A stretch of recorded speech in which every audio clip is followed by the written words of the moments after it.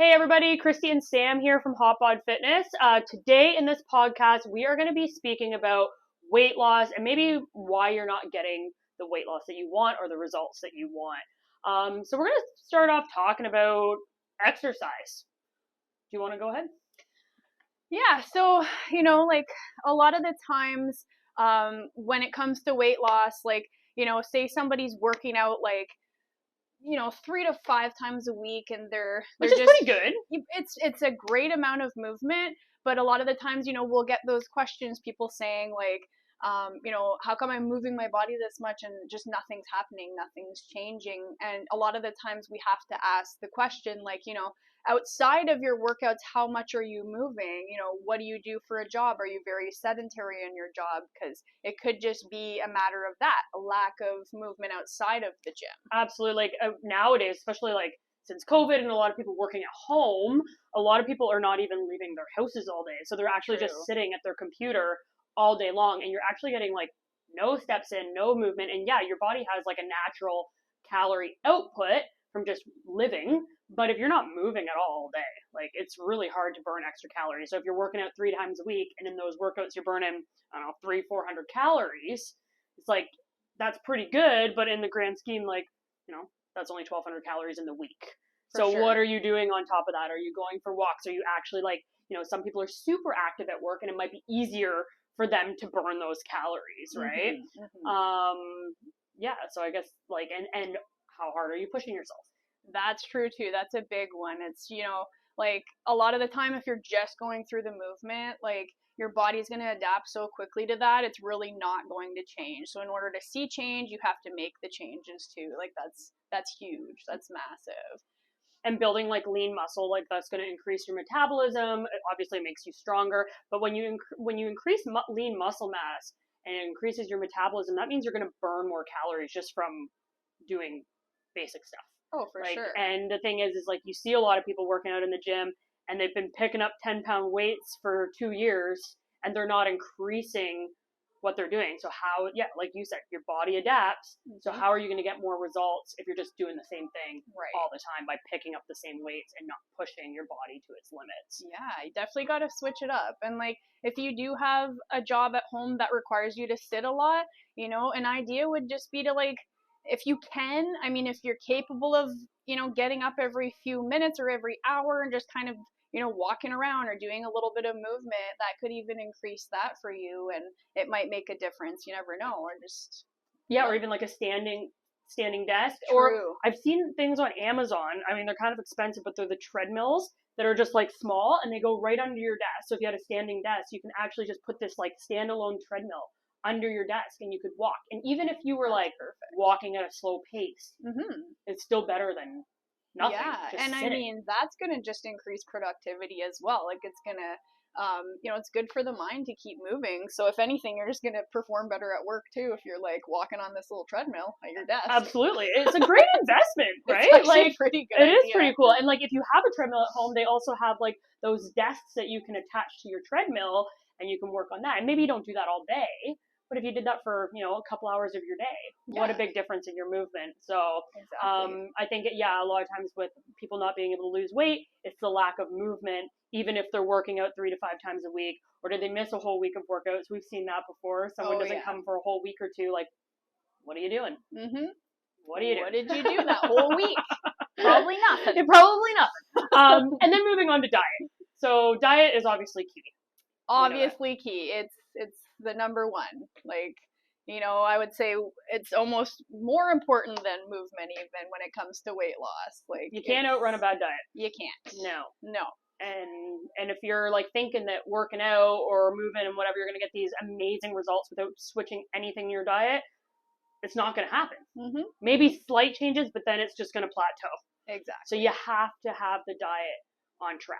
And what are some things that people could do that would help with their diet? So, for example, we always like to tell people, a lot of the times, if you're not tracking what you're eating, I know that, tracking macros and tracking calories can be a little daunting if it's something you've never done before. But if you're not aware of how much you're consuming, how do you really know how much you're consuming? A lot of people come to us and tell us that they feel like they're under eating, but then we get them to track and they're like, oh my god, I was not under eating, I was having way more than I thought. And the only way they can tell is if they're really paying attention and seeing it visually, what they're actually consuming, right? Yeah, with technology these days, like there's so many great ways to track what you're eating and actually understand food. And I know some people will say like, well, I don't want to track my food because I just don't like it. It's too much work, or I don't know, it's bad for my mental health, something like that. But maybe if you can just track for a week and then don't do it anymore, and you just learn the stuff you're eating, like, holy crap, I'm actually consuming 3,500 calories a day. No wonder I'm not. And then you could change from there if you decided to stop tracking.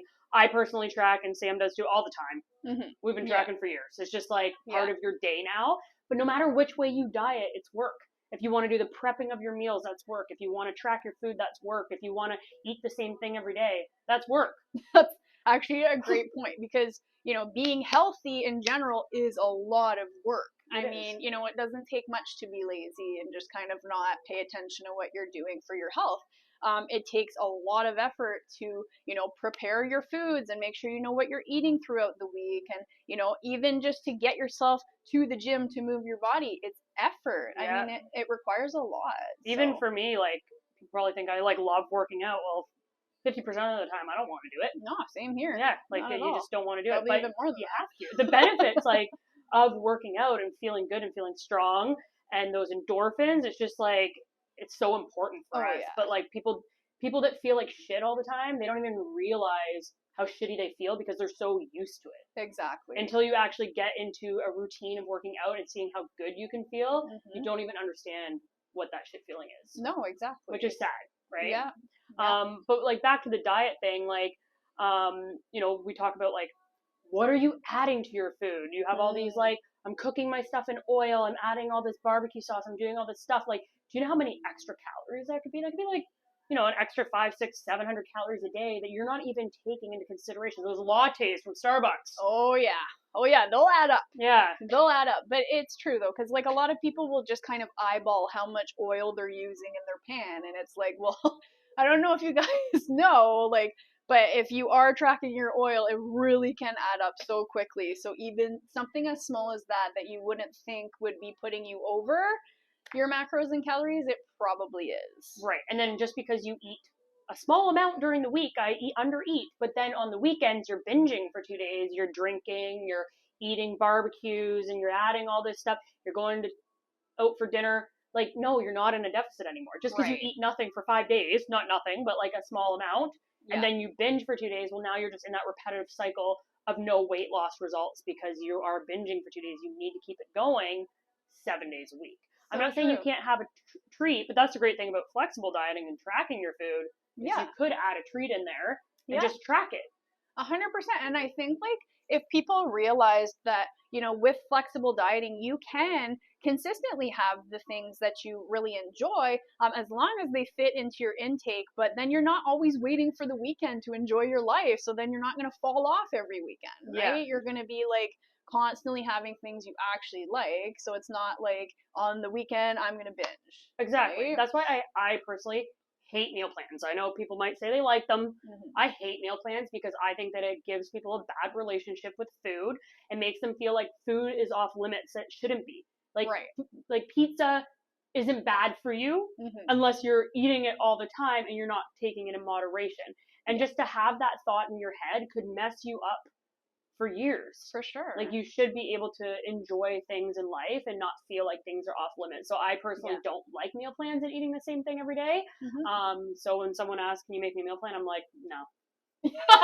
Nah, man. Flexible dieting. That's where it's at, Anyone can learn, right? You should learn. You should know what's in your food. Oh, it's true. It's true. It's good to be aware. And one thing that was a challenge for me, which we've talked about a lot, when I was, trying to lose weight, was that, being in a caloric deficit, you're going to feel a tiny bit hungry. And that's just because you're consuming less food than your body's used to. And I'm not saying that you should be starving in a deficit, but you're going to feel a little tiny bit hungry. And that was mentally really hard for me to, to understand and to really mentally get past, because as humans, like, our survival is, oh my God, I'm hungry. We've got to eat. Yeah. So it's just that response that we have that we're like, oh, I'm hungry, I'm just going to go eat something. But then, if your goal is weight loss, then you're not in a deficit anymore, so you're not going to lose weight. So it is really a mental challenge to understand what a deficit feels like. It's so true. And I think there's a lot of stuff out there on like social media saying like, oh, you shouldn't be hungry when you're on a diet, blah, blah. It's like, I'm sorry, but whenever I've dieted, whenever I've like done a show or whatever, I've been hungry sometimes. Yeah. Some days are better than others, but for the most part, I'm pretty hungry. Yeah. Not starving, but you have that like always like, I could eat more, but that's the thing. Like, you're portioning yourself out so you stay in your deficit and you're not just eating as much as you want, right? So you are going to feel hungry. And like, are you drinking enough water to kind of fill those voids? Like, a lot of people drink like no water in a day. So true. Right? And that could help with the hunger signals too. Big time. Yeah. And then like also with, tracking macros and stuff, and while you're in a deficit, it's super important to know how many micronutrients and vitamins and stuff you're consuming too, to make sure that you're actually getting enough to stay healthy. And that's the thing, like, there's a lot of apps that make it so easy. They make it so easy, you can track and see all that stuff. So. Yeah, that's why even like tracking your macros, like, you shouldn't just eat garbage to reach your macros. You should still be eating like 80% healthy whole foods, and maybe that other 20 could be some fun stuff that you fit into your macros, right? But in the end, if you want weight loss, you need to burn more calories than what you're consuming. So what I usually recommend is like a super high protein diet, and then you just kind of make your carbs and fats around that. But you should be having 1 gram of protein per pound of body weight. That's just, you should be having that to stay full, to help maintain and gain lean muscle. And then your carbs and fats can be around that. So many people eat way too much fats, way too much. Oh, but avocados are healthy, peanut butter is healthy. Yeah, but there's too much of a good thing, right? Yeah. And it adds those fats, 9 calories a gram, they add up real quickly. Real quick. Yeah. But yeah, basically calorie deficit. Yeah, like she said before, you can't outrun a bad diet. You just can't. You got to make sure that, your food's on point, your movement's on point. If you're not seeing the results, it probably has to do with one of those things. Exactly. Let's be honest. And if there's a week you're like not working out as much as you usually do, so say you normally work out 5 days a week and 1 week you're working out 3 days a week, well, then you got to adjust the diet accordingly, right? Yeah. Like, you can't just be like, oh, well, I'll eat the same amount. I'm not moving this week. It's like, okay, well, that you need to adjust that accordingly. Yeah. And then the lastly is like staying committed, like staying consistent with what you are supposed to be doing. Yeah. Yeah. And like, having a routine that challenges you. Something that's not just you going through the movement. It's like something that actually pushes your body to become stronger and healthier and better. And then also, like, I think, like we were kind of saying, before, that a lot of people will, it is good to stick to a routine, but always making sure that, if you're strength training, always making sure that, every few weeks or so you're switching up your weights, and you're making sure that you're still challenging your muscles, that, you're not getting through the reps and it was super easy. Like, it should be challenging. It's a workout. Exactly. Right? And then too many people are just always skipping around to something new, a new diet, a new workout, a new this and that. Like, just stay consistent to one thing to see results. Because if you're the person that you haven't got results for 10 years, but you've tried a million different things and you think nothing works for you, well, it's what didn't work was you jumping around to a million things, trying all these keto diets, this diet, like all these things, trying different workouts. It's really just hard work. There's no magic pill. No.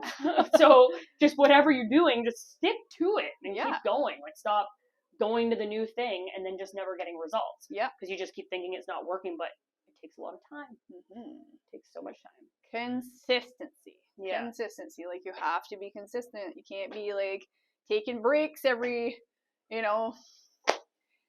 Sometimes people take a month off. Sometimes. Like, I can't even imagine.